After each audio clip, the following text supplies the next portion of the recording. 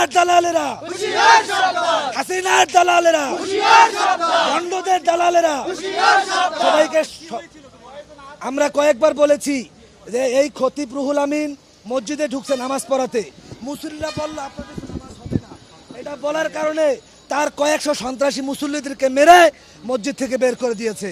আমার প্রশ্ন, এই অন্তর্বর্তীকালীন সরকার থাকা অবস্থায় কিভাবে এই সন্ত্রাসী আমাদের উপরে হামলা চালায়? এর বিচার চাই। সবাইকে ধন্যবাদ। আসসালামু আলাইকুম ওয়া রাহমাতুল্লাহি ওয়া বারাকাতুহু।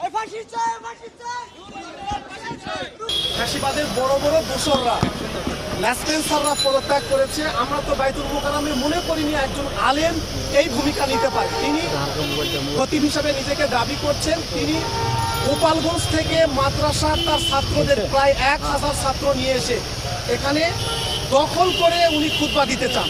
তখন মুসল্লিরা ওনাকে বলেছে আপনি খুতবা দিতে পারেন না, শহীদদের রক্তের দাগ এখনো শুকায়নি, সিদ্ধান্ত হবে তারপরে খুতবা দিবেন।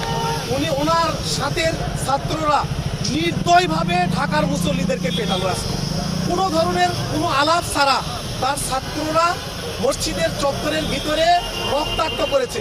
অসংখ্য আজকে মুসল্লি আহত হয়েছে। আজকে প্রায় 50 জন আমার সামনে আহত হয়েছে।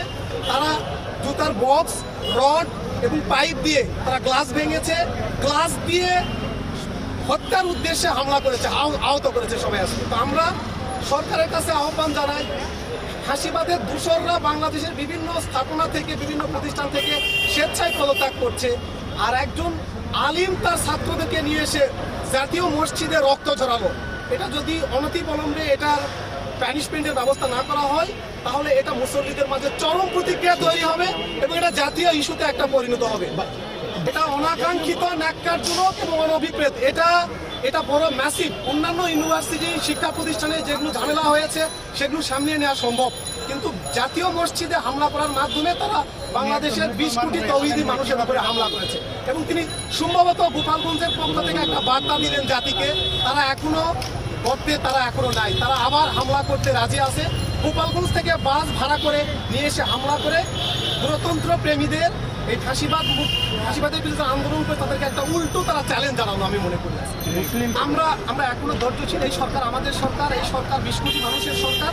কিন্তু তারা যে কাজটা করলো যদি কালো বিলম্ব না করে অথবা রাজনীতির মাধ্যমে শুধুমাত্র ঠান্ডা করার নেশা না করে, 24 ঘন্টার মধ্যে এই ঘটনা রুল আমি যদি গ্রেপ্তার না হয়, এবং এটা টিভি ফুটেজ আছে কিভাবে তারা ঢুকেছে, গোপালগঞ্জ থেকে ঢাকায় কিভাবে ঢুকেছে, কিভাবে বের হয়েছে, কিভাবে হামলা করেছে, টিভি ফুটেজ আছে। যদি এটা বিচারের ব্যবস্থা না হয়, গ্রেপ্তার যদি না হয়, তাহলে আপনি দেখতে পাবেন বাংলাদেশের বৃহত্তর জনগোষ্ঠী এই মসজিদকে কেন্দ্র করে কি আন্দোলন করে তোলে।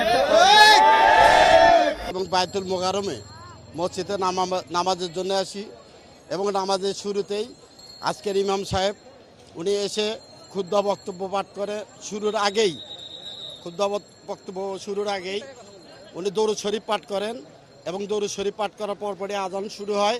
আজান শুরু হতেই পূর্ব যে পলাতক ইমাম, আওয়ামী লীগের নিয়োগপ্রাপ্ত এবং আওয়ামী লীগের পেটুয়া ইমাম, উনি তার ক্যাডার বাহিনী নিয়ে এসে মসজিদের খতিব সাহেবের উপর হামলা করে এবং সেই হামলার প্রতিবাদে বর্তমান যে খতিব আজকে যে মসজিদে ইমামতি করেছেন ওনার পক্ষ থেকে তীব্র প্রতিবাদ করা হয়। তারই ধারাবাহিকতায় পূর্বে যে ইমাম 5 তারিখে স্বৈরাচার হাসিনা পতনের ইমাম, উনি যে পলাতক হয়েছিলেন নিজের জীবন আত্মরক্ষার জন্যে, উনি এই মসজিদে আজকে এই মসজিদের বিঘ্ন ঘটিয়েছেন এবং ওনার বিচার হওয়া উচিত, ওনাকে গ্রেপ্তার করা উচিত এবং ওনার শাস্তিমূলক ব্যবস্থা হওয়া উচিত। এবং আজকে মসজিদে যে ইমাম নামাজের ত্রুটি হয়েছেন এর দায়ভার ওনাকেই নিতে হবে। সবাইকে ধন্যবাদ। আসলে আমরা সকাল সকাল আমাদের বাসা এখানে পল্টনে, আমরা এখানেই কাজ কারবার করি, আবার অফিসও এখানে। আমরা সকাল সকাল মসজিদে গিয়েছি, যে দেখলাম যে 6-7 গাড়ি বহিরাগত গাড়ি ঢুকছে এখানে। ওখানে মাদ্রাসার ছাত্র বলে পাঞ্জাবি পরেই তো এরা অলরেডি মসজিদের আজান দেওয়ার অনেক আগে ঢুকে পড়ছে। পরবর্তীতে আমরা স্থানীয়ভাবে জনশক্তি মনে করছি প্রায় 150-200 লোক নামাজ শুরু হওয়ার আগে, 11টা বাজে তো নামাজ শুরু হয় না, ওরা ঢুকে গেছে মসজিদে। এরপরে সিরিয়ালে দেখছি মানে ব্যারিকেড দিয়ে দাঁড়ায় রয়েছে। কী ব্যাপার এখানে কি? আমরা স্থানীয়ভাবে সবাই জিজ্ঞেস করলাম, বলছে যে সাবেক হুজুর আসছে। আমরা বলছি যে সাবেক হুজুর কেন আসছে?